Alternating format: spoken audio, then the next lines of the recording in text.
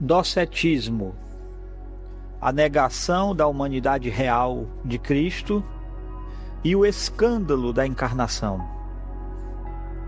Ao estudarmos o docetismo, entramos em uma das mais antigas e perigosas distorções da fé cristã enfrentadas pela igreja primitiva.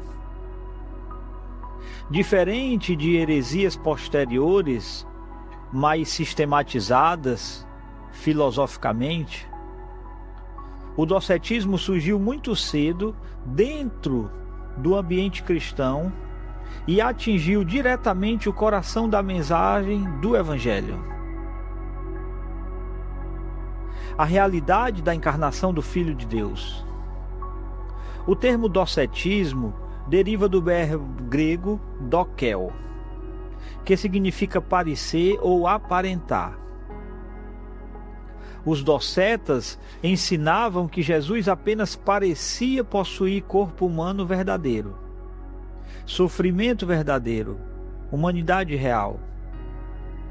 Sua existência física seria mera aparência, ilusão ou manifestação simbólica.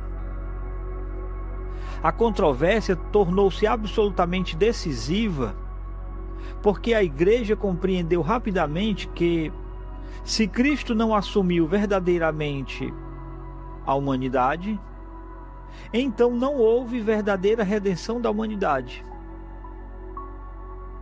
O evangelho cristão depende profundamente da realidade histórica concreta da encarnação, da cruz e da ressurreição corporal do Salvador. O docetismo não surgiu de maneira isolada, mas estava profundamente relacionado ao ambiente filosófico e religioso do mundo helenístico antigo, especialmente as influências dualistas e gnósticas presentes em vários sistemas religiosos da época. Muitos pensadores antigos consideravam a matéria algo inferior, impuro e intrinsecamente mal. Dentro dessa lógica, parecia inconcebível que um ser verdadeiramente divino pudesse unir-se genuinamente à carne humana material. Então alguns começaram a reinterpretar Jesus de maneira compatível com essas pressuposições filosóficas dualistas. Diversas formas de docetismo, Cristo apenas aparentava possuir corpo físico. Sua fome, cansaço, sofrimento e morte não seriam eventos verdadeiramente humanos, mas manifestações externas adaptadas à percepção dos homens. Em certos sistemas gnósticos, afirmava-se inclusive que o Cristo divino abandonou Jesus antes da crucificação, de modo que o ser celestial jamais sofreu realmente. A igreja percebeu imediatamente o enorme perigo dessa posição. O Novo Testamento insiste repetidamente na humanidade concreta, física e histórica de Cristo. O Filho Eterno nasceu, cresceu, sofreu, chorou, sangrou e morreu verdadeiramente. A encarnação não foi aparência pedagógica temporária.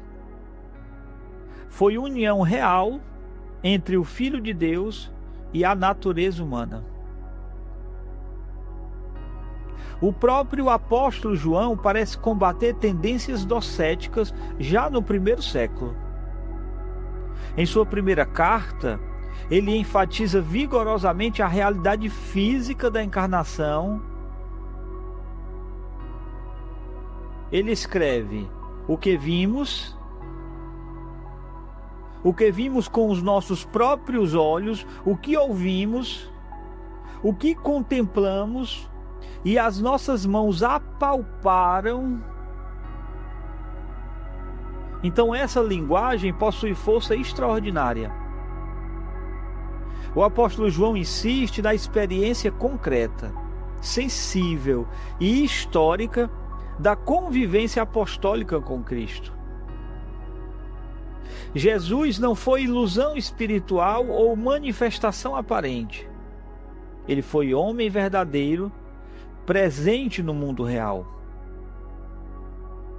Além disso, o apóstolo João afirma categoricamente que negar a verdadeira encarnação constitui grave erro doutrinário. Para a igreja antiga, a humanidade real de Jesus não era detalhe secundário, mas o fundamento essencial da fé apostólica. O problema do docetismo atingia diretamente a doutrina da salvação. Se Jesus não possui corpo humano verdadeiro, então não morreu verdadeiramente.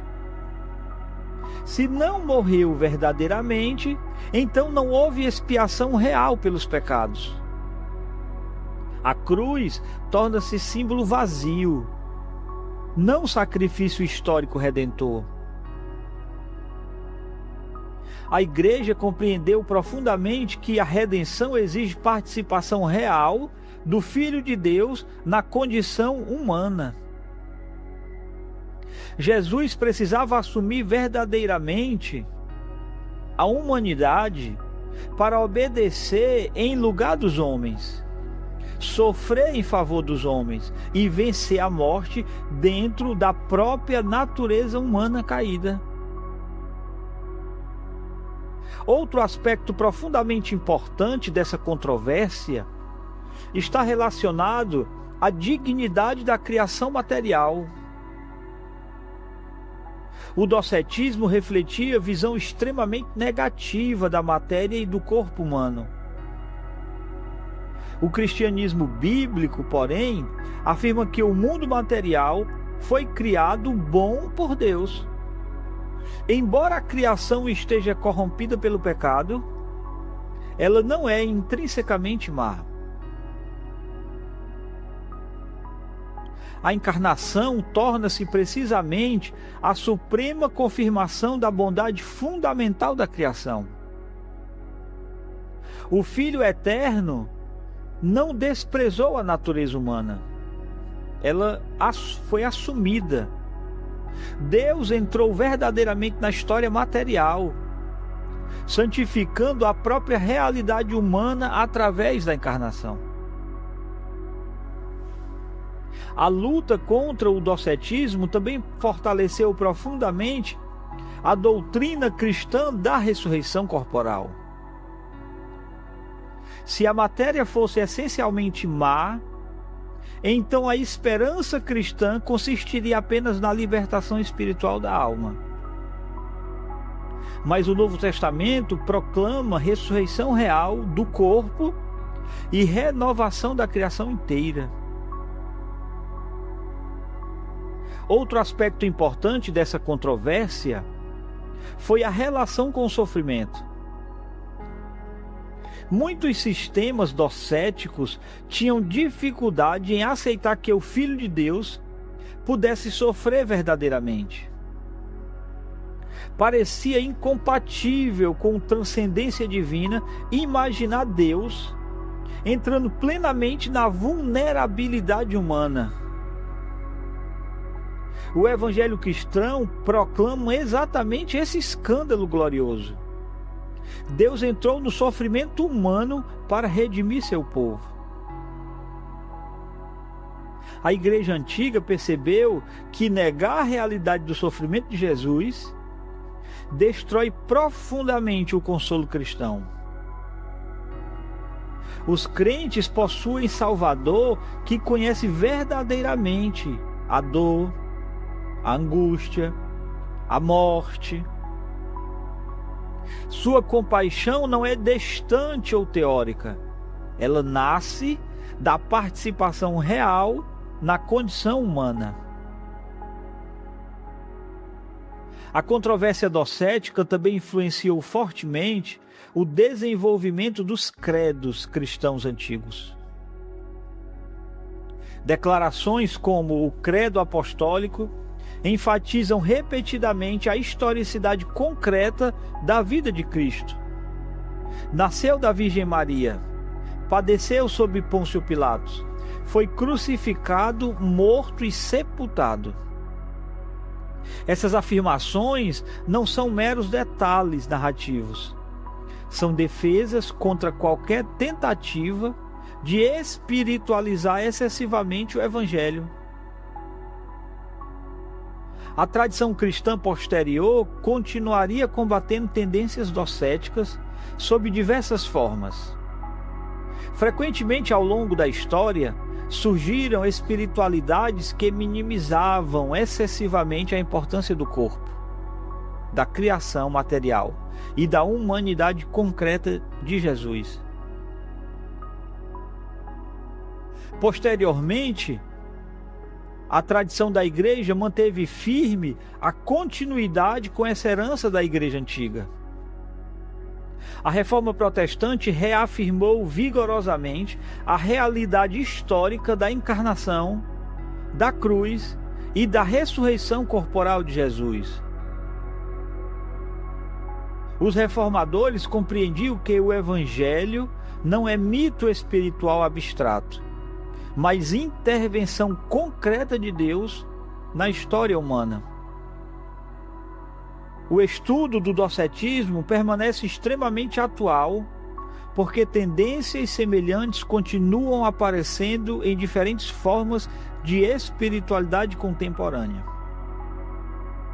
Muitas vezes as pessoas preferem imaginar Jesus apenas como mestre espiritual abstrato ou presença mística desvinculada da realidade histórica concreta da encarnação. Em outros casos, o cristianismo é reduzido quase exclusivamente à experiência interior subjetiva, enfraquecendo a centralidade dos acontecimentos históricos da redenção. Além disso, o docetismo revela como o evangelho cristão confronta profundamente certas tendências permanentes da religiosidade humana. Muitos homens sentem-se mais confortáveis com a espiritualidade desencarnada, distante da fragilidade corporal, do sofrimento e da materialidade da existência. O cristianismo, porém, proclama Deus encarnado. Outro aspecto profundamente interessante dessa controvérsia é perceber como a encarnação dignifica a própria condição humana.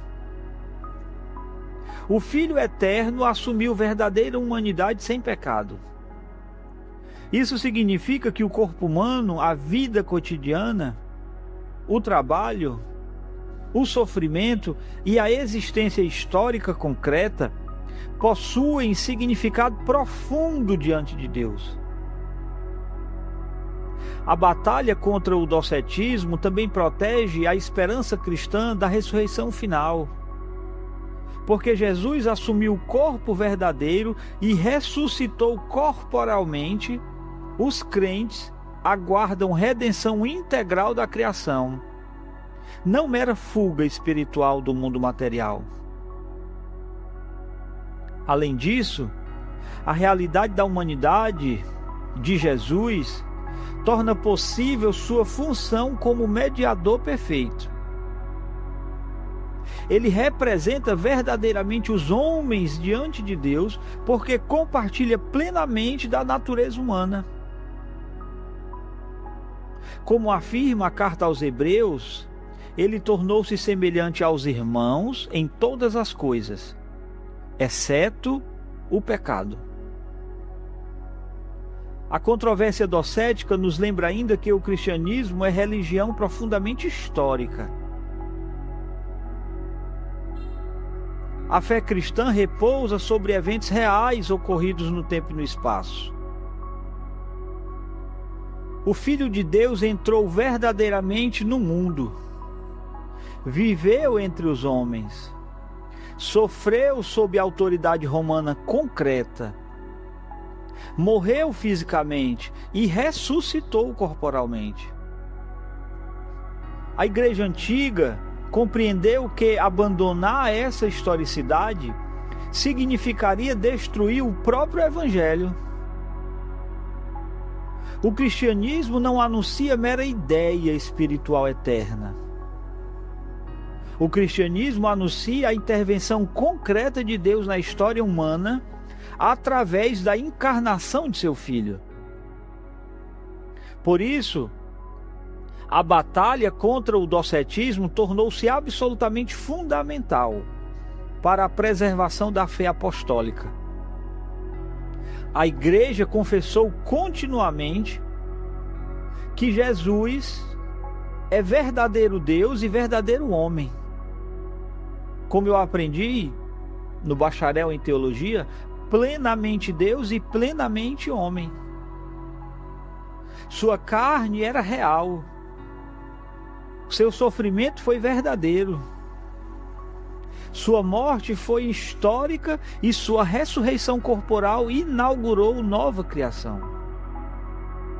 Somente porque o Filho Eterno assumiu plenamente nossa humanidade é que os homens podem participar verdadeiramente de sua redenção e vida eterna.